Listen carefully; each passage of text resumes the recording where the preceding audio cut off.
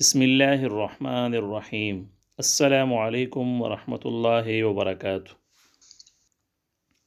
امید کرتے ہیں تمام دوست احباب خیر خیریت سے ہوں گے۔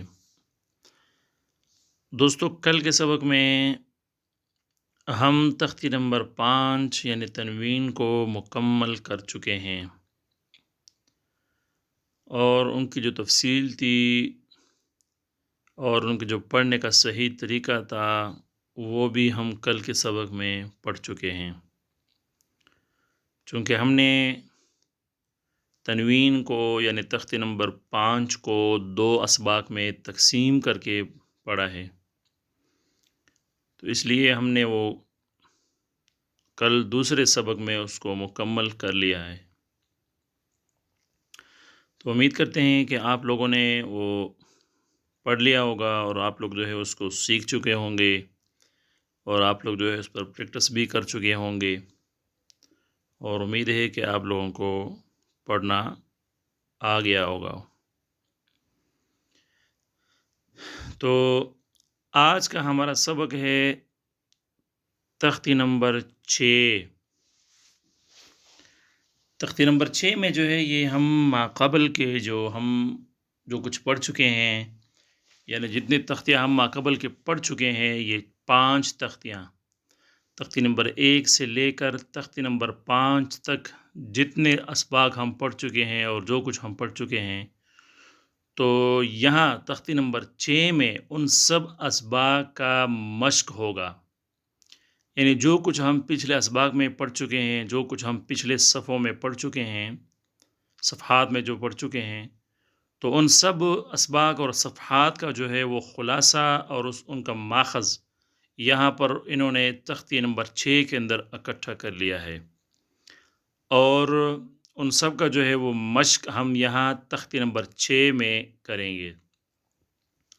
اب جیسے نا یہ دیکھو، یہ حروف تہجی ہے نا، حمزہ اور با اور دال اور الف، تو یہ پیچھے ہم پڑھ چکے ہیں تختی نمبر 1 میں۔ اسی طرح پھر جو ہے وہ یہ زبر زیر پیش ہے، اس کو ہم پڑھ چکے ہیں تختی نمبر 3 کے اندر، 4 کے اندر، یعنی حرکات۔ اسی طرح تنوین کو ہم پڑھ چکے ہیں تختی نمبر 5 میں۔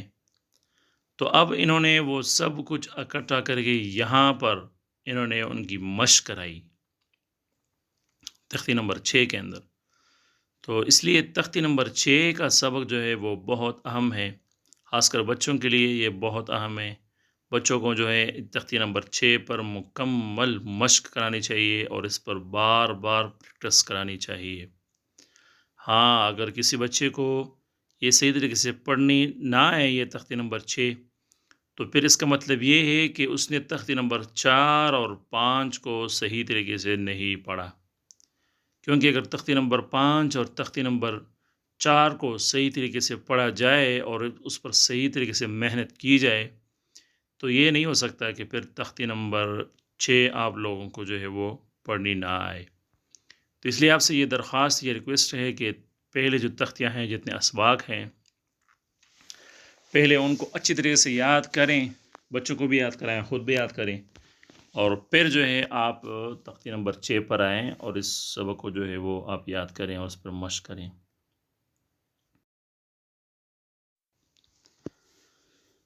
تو یہاں پر انہوں نے بھی لکھا ہوا ہے، یہاں پر یہ جو اوپر لکھا ہوا ہے، شروع میں سمجھایا ہوا ہے انہوں نے بھی کہ جو ہے استاد اس کو خوب جو ہے وہ یاد کرائیں، اس کو ملانا سکھائیں، یہ جو حروف ہیں۔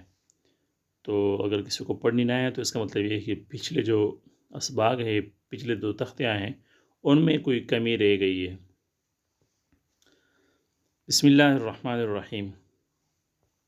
حمزہ زبر ا، با زبر با، دال 2 زبر دن، ابدن، حمزہ زبر ا، ح زبر ح، دال 2 پیش دن، احدن۔ اب بعض لوگ یہاں پر اس کو لمبا کرتے ہیں نا، آبادن یا احادن، تو یہ درست نہیں ہے۔ میں پچھلے بتا چکا ہوں، پچھلے جو اسباق میں اور پچھلے تختیوں میں، کہ زبر زیر پیش کو ہم کبھی بھی لمبا نہیں کریں گے، اور ساتھ جو تنوین ہے اس پر ہم غنہ بھی کریں گے. تو یہاں پر دیکھو یہ سارا پریکٹس ہو رہا ہے. آپ لوگ اگر ذرا دھیان سے اس کو پڑھیں اور سنیں تو آپ لوگوں کو جو ہے خود بخود وہ سمجھ آ جائے گی.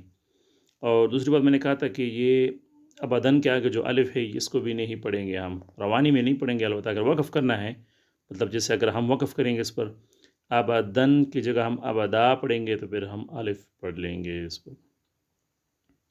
حمزہ زبر ا، خا زبر خا، ذال زبر ذا، اخذ، حمزہ زبر ا، ذال زیر ذی، نون زبر نا، اذین، حمزہ زبر ا، میم زبر ما، را زبر را، امارا، حمزہ زبر ا، نون زبر نا، انا. یہاں پر ہم یہ جو الف کی شکل میں لکھا ہوا ہے اس کو ہم کچھ بھی نہیں پڑھیں گے، یہ صرف یہاں پر نون پڑھا جائے گا. یہ ساتھ لکھا بھی ہوا ہے.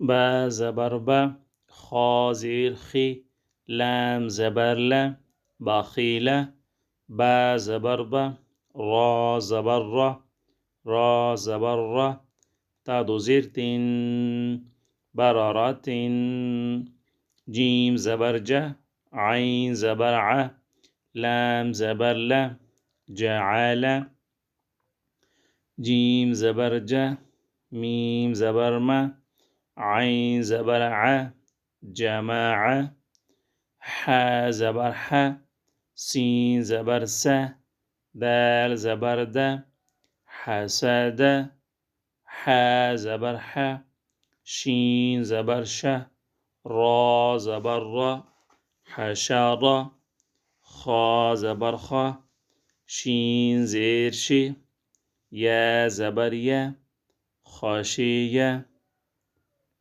خا زبر خا، لام زبر لا، قاف زبر قا، خلق، خا پیش خو، لام زیر لی، قاف زبر قا، خلق، ذال زبر ذا، کاف زبر کا، را زبر را، ذکر، را زبر را، فا زبر فا، عین زبر ع، رفع، را زبر را، قاف زبر قا، با زبر با، تا دو زیر تین، رقبت، سین پیش سو، را پیش رو، را دو پیش رون، سرورون، سین زبر سا، فا زبر فا، را زبر را، سفر، تا دو زیر تین، سفرات، سین صاد پیش صو، ح پیش حو، فا دو زبر فن، صحفن، صاد زبر صا، میم زبر ما، دال دو پیش دن، صمدن، طا زبر طا، با زبر با، قاف دو زبر قن، طبقن، طا پیش طو، واو دو زبر ون، توون. یہاں پر یا کو ہم نہیں پڑھیں گے. عین زبر ع، با زبر با، سین زبر س، عبس، عین زبر ع، دال زبر د، لام زبر لا، عدال، عین زبر ع، لام زبر لا، قاف دو زیر قین، علقن.